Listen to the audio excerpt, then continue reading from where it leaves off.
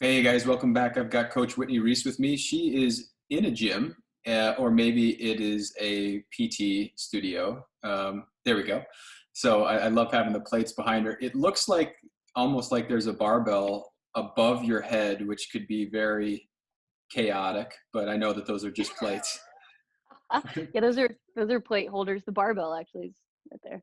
Nice. So, Yeah. anyways, guys, what I wanted to chat with Whitney today about is sort of the not the deep psychology, but the psychology behind macro and micronutrients, i.e., who does it make sense for to even have this discussion? Who needs to count macros or not? And clearly, we're not going to go 30 layers down the rabbit hole on this, but we wanted to give some thoughts around when it's appropriate to even think about it, and then particularly what some of the big differences between macros and micros are and how that factors in for you as a person. So, Whitney, let me ask you kind of this first question. Can you just very basically define macronutrients versus micronutrients? The easiest framework for that is a macronutrient is protein, carbohydrate, or fat. Those three. Um, a micronutrient, aside from vitamins and minerals, micronutrients are going to be the things that fill the spaces in between, which you need to have enzymes and which help you catalyze different parts of what your body does. When you say it makes up the places in between what? So, nutrition is something that causes lots of questions, and there's a lot of unknowns on nutrition. And the easiest way to wrap your head around nutrition is that the science of it is often based off of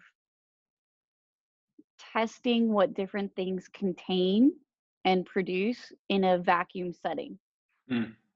And the body doesn't work that way. So when you're trying to figure out what works for each person, the easiest way to understand macronutrients, micronutrients, vitamins, and minerals is, and this is a very simplistic analogy, is if I think of my body as a bucket that's empty and I have rocks, I have pebbles, and I have sand, and I need to fill the bucket.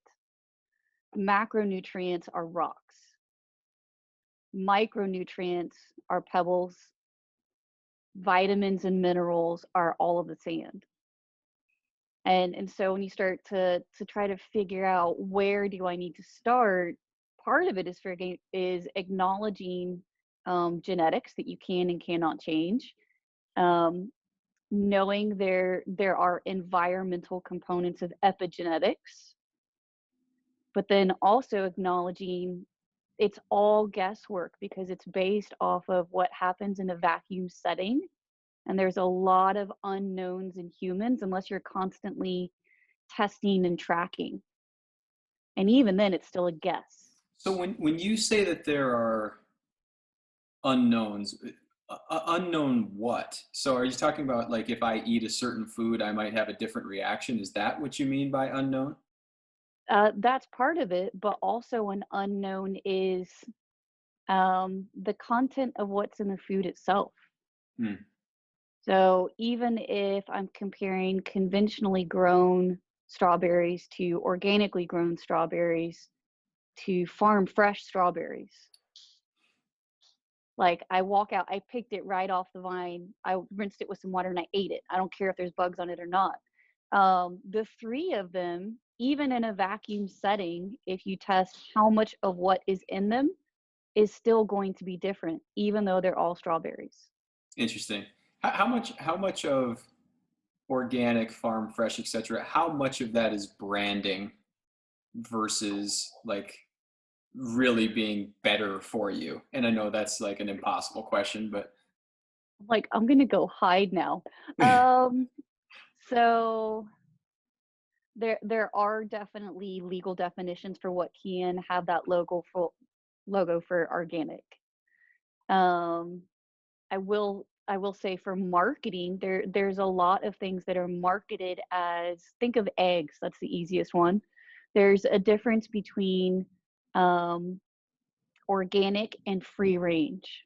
mm, And And there's a difference between even farm fresh. Like if you go to the farmer's market, you still kind of have to ask them, like, were they just in a cage and you still fed them regular food?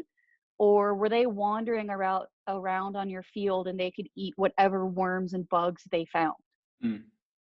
There's still differences to it. So nutrition isn't always as easy as just following a plan.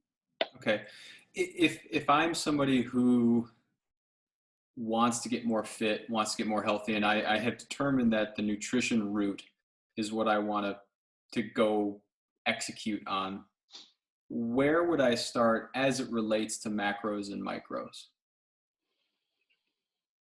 I'm gonna try not to say it depends. So a starting point is to in some way know where you are in life for what you're doing right now. How is it working for you? Hmm. That question allows you to think through what is working well and what is not working well. Because for making one change at a time that you can do consistently and note how your body responds, how you sleep, how you feel, how do you digest, what does your skin look like? Like the skin is a great way to really kind of guess about what's going on under the hood. A lot of skin appearances or digestive issues. Hmm. um, Being able to do that one step at a time, that question of how's what you're doing right now working for you. um, Another one of what has your experience been with making changes. um, that opens the door for perhaps identifying the person that you might not want to give calorie counting and weighing and measuring or tracking certain things to. Hmm. um, there's exceptions to when you would want to track that. Depression is one. You might be asking them to do too much. Anxiety is another. You might be fueling their anxiety rather than removing things that make them anxious because you're asking them to track and get granular on another thing. Um, People with a history of eating disorders, whether it's anorexia or bulimia, having them track those things can in a very negative way affect them. So it's Intermittent fasting can do that as well. Someone that hmm. has an eating disorder in their history that has managed to get out of that. The trend with intermittent fasting and pseudo fasting can actually take them back into a very negative space. Hmm. Broadly speaking, why would that be? Um, there's a there's a body of research of definition of self, need for control, Hmm. and one of the things that you can control in life is what you do with food. Um, Used to be the perception was it was mostly a female dominated problem, but that's not really the case. Um, Eating disorders in males are harder to identify because it's less socialized to ask those questions in males. It's tracked very aggressively and researched very aggressively in female athletes because of the female athlete triad. Hmm. So it sounds like what you're saying to me. I didn't hear you say to start by counting your macros. I didn't hear you say, to have certain micronutrients that you hit certain amounts of. I mean, how much of this conversation really needs to be, let's just call it for all intents and purposes under an umbrella, behavior based, where if you can't implement something, why even have a discussion? I mean, do you always start with behavior and history when you're thinking about this? Yeah, it's just like pre-qualifying someone in general. Knowing if they're in the pre-contemplative phase or the contemplative phase or action phase, those steps still apply for nutrition. And if someone's in the pre-contemplative phase, just asking the question about how's that working for you now helps you better understand we're not at a place that I need to change this amount of protein. We're at a place of what do you know about what protein is? Let's meet you where you're at. If you're at the pre-contemplative stage, making changes that means we're ready for action is 2 and 3 steps ahead of where you even are. So being able to identify just where you are and what's the behavior around that and make a plan around that is much more successful. Gotcha. What would you say would be the hurdles? No, that's the wrong thing. The milestones you would want to see hit before somebody tracks macros. That they're ready for action. So if you ask them on a 0 to 10 scale, how ready are you to make changes, that they're at the 8, 9, or 10, like they are ready. If you could list the barriers that are going to prevent you from making the changes you want to make, and they can list off every barrier and they've identified it and they already have a plan around that, you are now ready to start making changes and start tracking those changes and having conversations around the actions and behaviors in them. Until those two things are both higher on that Likert scale, you'll still hit obstacles. So that would be I'm at 8, 9, or 10 for ready to make change, but I'm married. My husband really doesn't eat that healthy. He really likes to eat fatty food. We like to go socialize with friends. And every time I go out with my friends, I can't do it.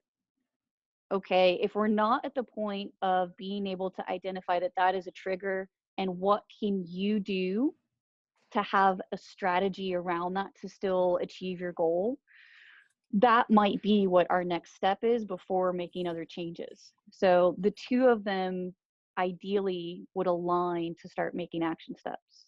Gotcha. Okay, let me ask you a couple rapid fire questions since we Oh, I enjoyed like that this last time. game. Okay, you ready? Ready. What's the best vegetable? Oh, okay. I'm gonna have to side with my grandpa and go with broccoli. Gotcha. Cooked or raw vegetables? Cooked. Okay. Why cooked? I have texture aversion issues. Interesting. Love it. Love it. If you had to live on one of the major macros, what would it be? And clearly this is fantasy land, so we're going with, preference. I know this is fantasy land, so I would actually have to go with vegetables. I love my vegetables. I love my steak, but I love my vegetables more. I eat them first. Interesting. Okay, cool. Why, or let me ask a better question. Is juice good?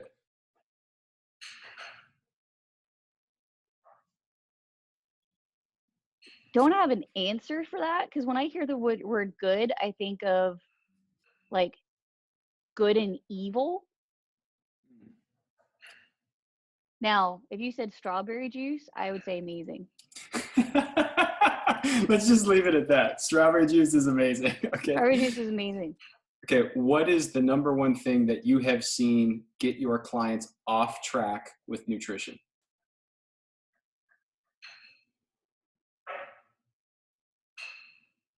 Strategies around stress.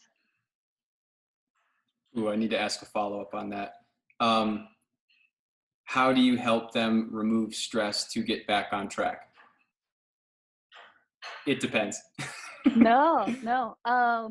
Actually doing an extra dedicated consult entirely to identify the type of stress and the trigger and how they can stay ahead of it. Love that. Let's call it right there, Whitney. Thanks so much for coming on today. I really appreciate it as always. And we will see you and see everybody else next time. Yeah, thanks.